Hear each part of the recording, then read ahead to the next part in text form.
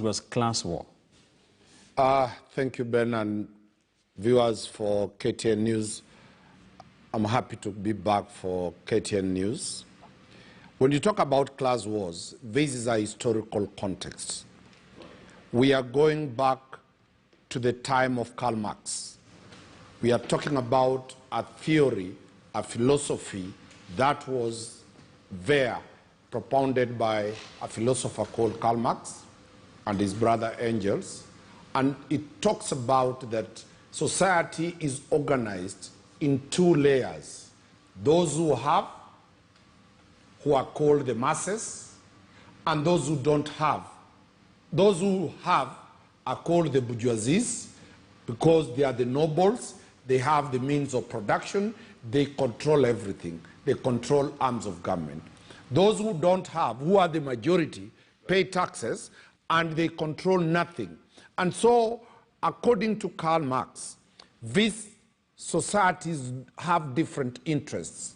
So when we talk about the Kenyan perspective, William Ruto's wheelbarrow narrative seems to be borrowing heavily from the Marxist approach.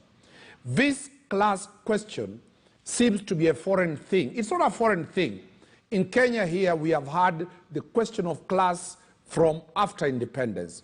When we talk about the formation of KADU and KANU, it was a question about the class wars. When we talk about the likes of Bildad Kagia, when we talk about the likes of Karumba, when we talk about JM Karaoke, when we talk about these politicians from the detainee, from Bahati, and very many others, Koigi, they tried to evoke the emotions of those who don't have. They never succeeded because the state stopped them before they brought these. Then we come to the second group of a generation of the Marxists, Professor Anyang' Nyong'o, the Raila Odinga, retired Chief Justice Mutunga, and the likes. They were admiring class wars, and the fight based on the second liberation was a question about the liberation of those who control power and those who don't control power. We have now the third generation, the second generation Raila Odinga was there. We have now the third generation where William Ruto has classified it as a wheelbarrow. Right.